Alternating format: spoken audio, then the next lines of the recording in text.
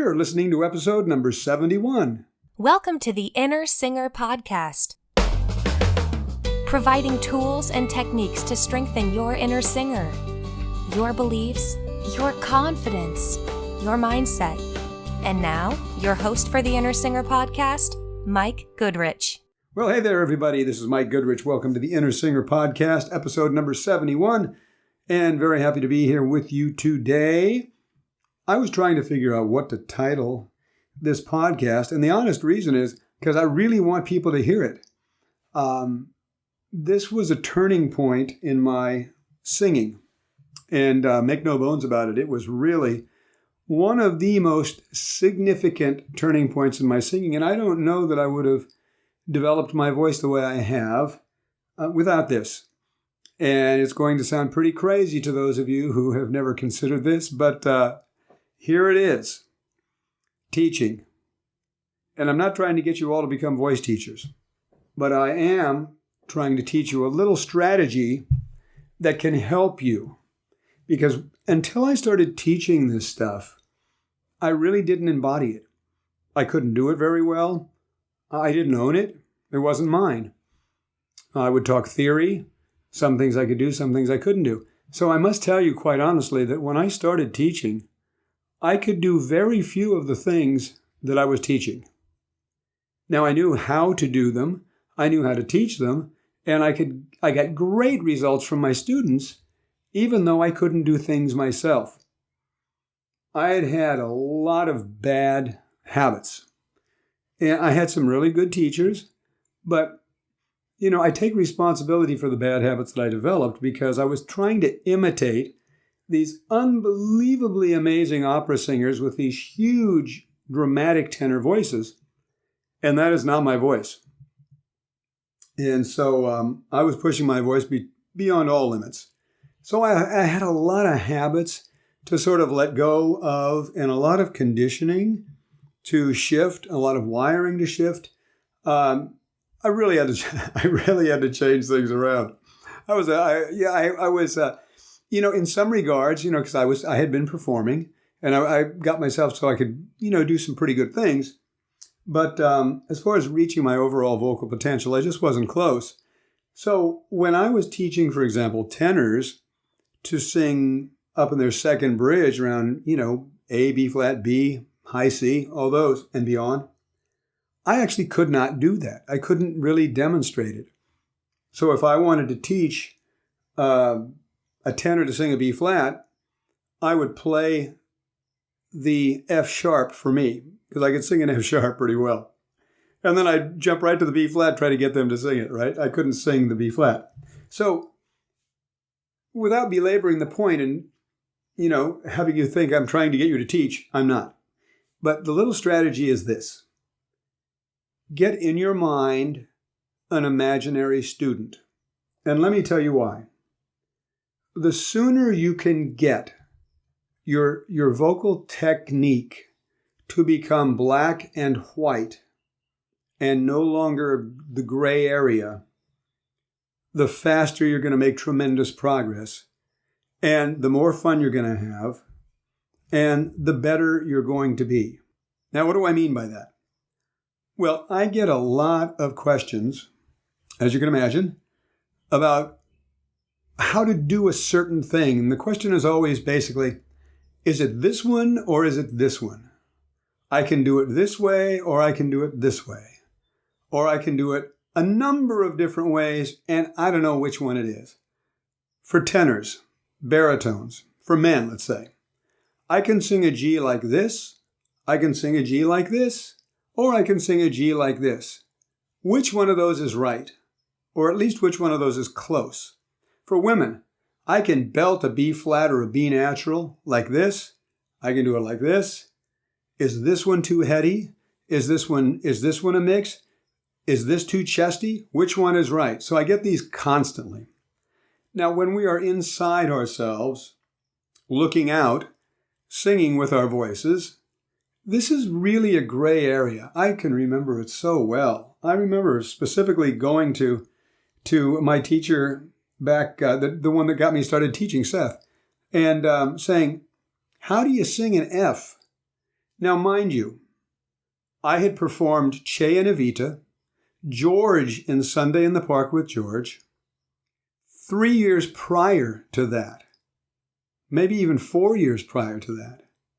I had studied for probably 15 years by then, and I literally went to him in one of my lessons and I said, how do you sing an F? And I'm talking F4. I mean F in the bridge. I'm not talking like super high note. I'm talking like an F4, which is just above middle C and not, nothing. And I remember that specifically. It's like, I don't know how to sing an F. I can do it this way, this way, this way, this way, this way, this way. And so once, though, I started teaching and I heard my students then mirroring back to me, and this is very important, heard my students mirroring back to me what I had been doing, I suddenly became aware of it. And then now that I was in the teacher position, I began to listen differently. I began to listen unemotionally. I began to be much more detached from the result. I began to listen scientifically. I began to listen curiously. And I began to trust more my intuition and the things that I knew. And I followed my thoughts and my intuition so that I knew how to get somebody from point A to point B. And I began to learn what's right for this person today, not what's right for them 6 months from now, not trying to push them into what they're going to be like a year from now, but what's right today. Nudging them in degrees to a better facility, a better vocal technique. And as I watched this countless times, hours and hours and hours over hundreds of students, I began to be able to, actually very quickly to tell you the truth, apply it to my own voice. And I would hear myself say things that my teacher at the time, Seth, had said to me that didn't make much sense because I wasn't experiencing it, but all of a sudden made sense.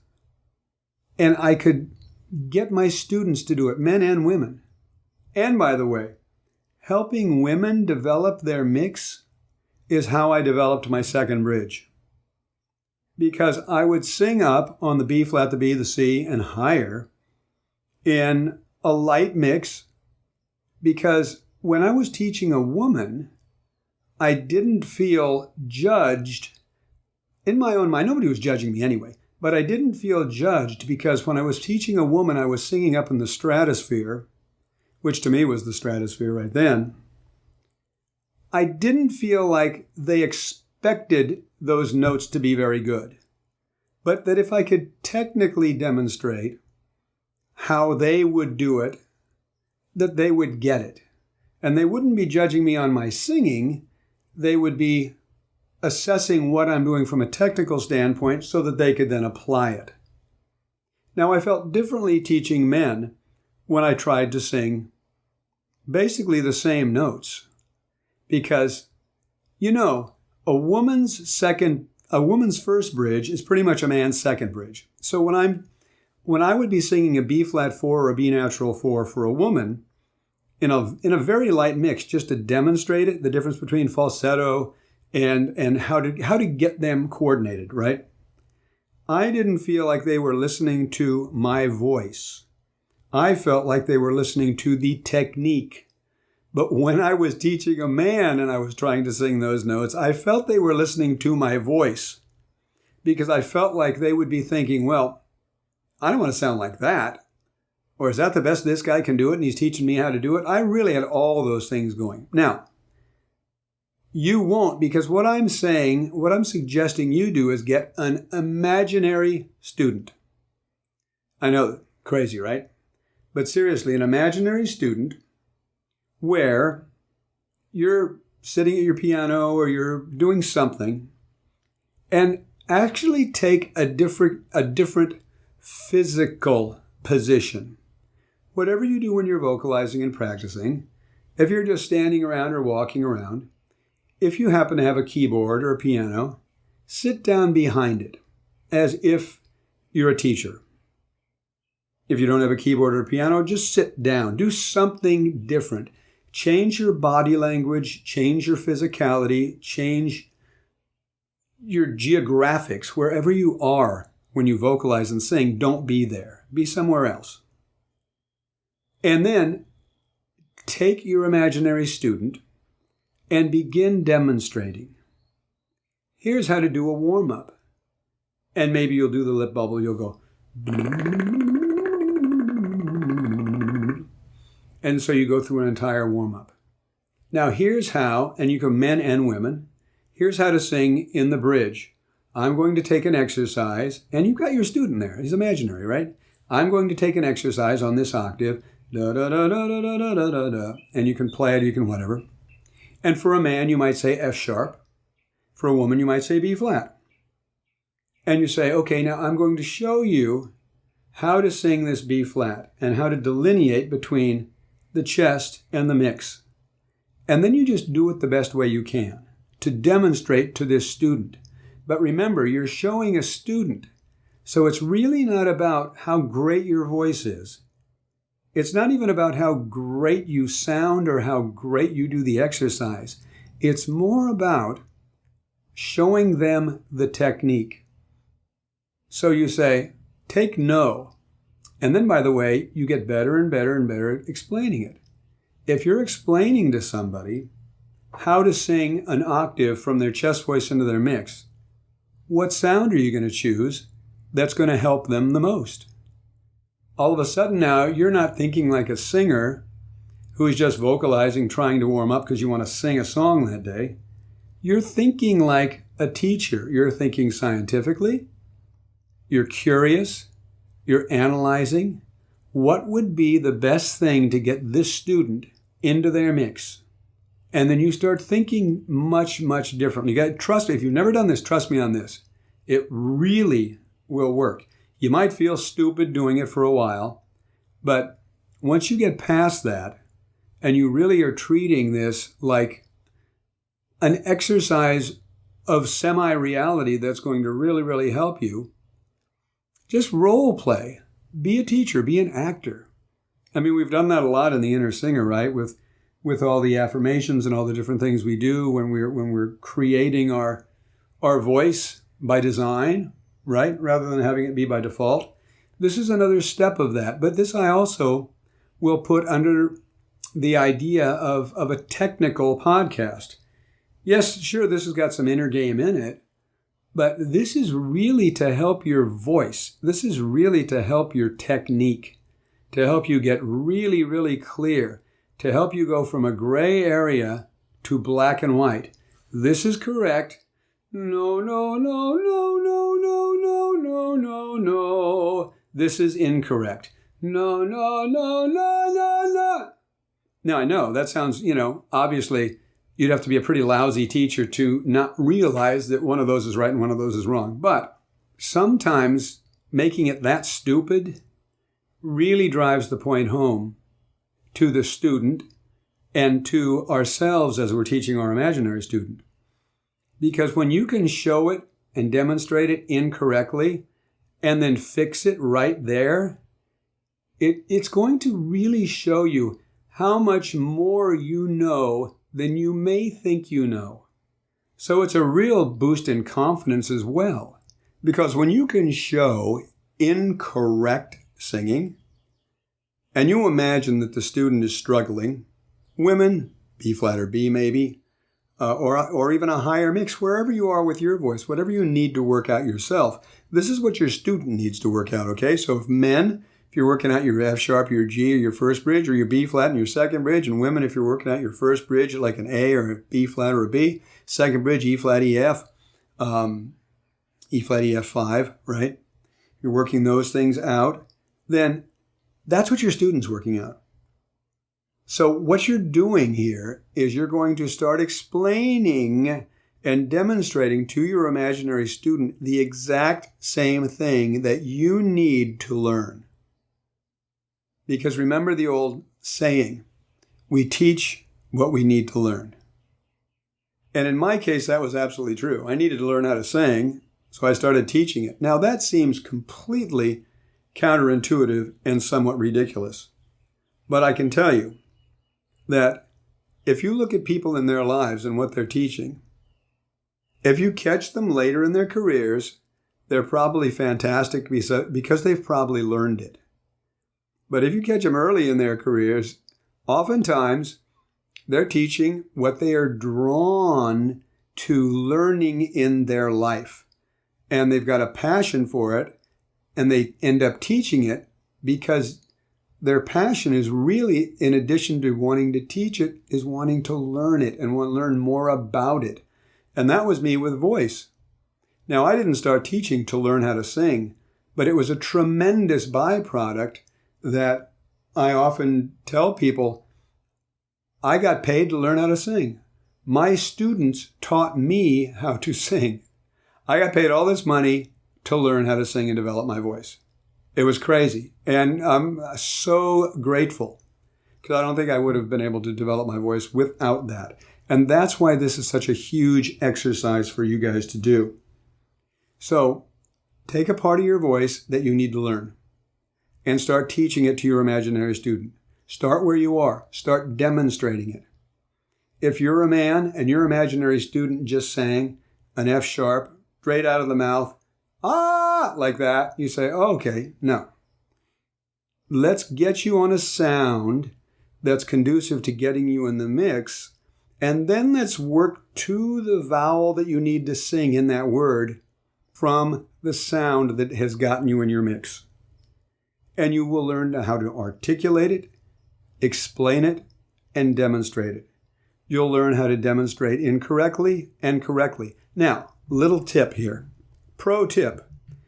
If you're going to demonstrate incorrectly, don't demonstrate loud and don't demonstrate really, really awfully bad because there's no use thrashing your voice. I used to demonstrate badly a lot on purpose in my lessons, and I realized it was taxing my voice. So don't do that. And so I haven't done that in years. When I demonstrate badly now for my students, I show it in my face and I make a very light sound. Like if I'm going to demonstrate badly, now I don't have a piano handy, but I'll guess, F or F sharp. If I was going to demonstrate that, rather than pulling up my chest and yelling it, I would just go broad like, ah! I mean, that's easy. I'm not making any sound at all. But if you could see my face, you'd see my mouth's wide open, my head's up, my larynx is going up, and it's a very splat vowel. And if I was going to then correct it, I would go, ah, ah, ah. So that's how I would do it. And that's how I would do it to my student. And that's how you need to do it to your imaginary student. Now, you're not going to be as good as I am at this yet, of course. I've been doing this for 30 years. But you don't have to be either, because I wasn't this good 30 years ago. But when you get your imaginary student and you start teaching these principles and you start articulating them and you start demonstrating them, you're going to get to the point and you're going to feel it one day. And it may not take that long either.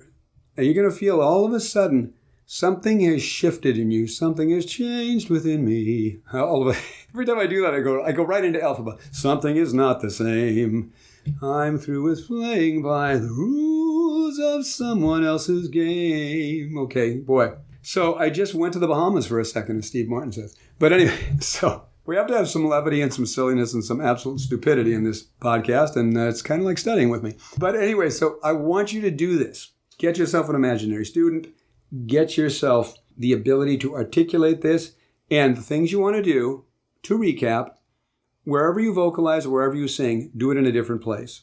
Whatever physical position you're in, do it differently. If you're standing when you vocalize, sit when you're teaching this, because you want to get in a different part of the brain as well from an inner singer standpoint. You are now a teacher, and you're now going to look at this and come at this from a different place.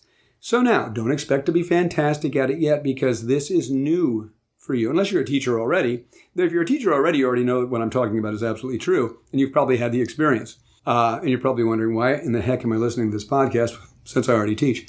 But anyway, so maybe you've never thought of giving this to your students as an exercise, so maybe that's why you're listening, if you still indeed are, after the alphabet thing. But anyway, so I don't know, it's crazy. It's a holiday here. I realized I hadn't had a podcast out, and I'm a little silly. after working in the yard yesterday. But anyway, I digress. Do this. Change your position, change your physicality, change your geography. Learn to demonstrate incorrectly, but not hard on the voice. More of a facial thing and kind of show them, that looks like this. And the correct one is, ah. And then so all of a sudden you're going to realize one day, oh my gosh, this is completely black and white now. There's no gray area. I know what's right with this. I know what's wrong. Now, there are degrees of right. There are degrees of wrong. And now I'm seeing really, really clearly this. And then you won't believe how this affects your voice in a positive way. Really can't emphasize it enough. Okay, I think I've talked enough. Hope you guys enjoyed this. Hope you get a lot out of it. Do this stuff. And if you enjoyed this and want to follow up a little bit more on your technique, run on over to my website, mikegoodrich.com/free videos for a free Singing Accelerator Video Series. And I've got 3 amazing videos in there. One is on the Magic of Vowels, which is really the key to all of this stuff. Getting in the mix and getting through the bridges and all that. So run on over and get that. The link will be in the description.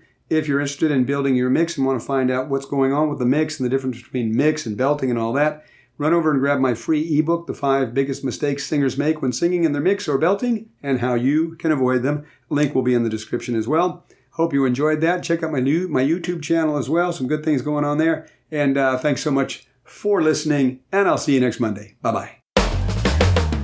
Thank you for listening to the Inner Singer Podcast.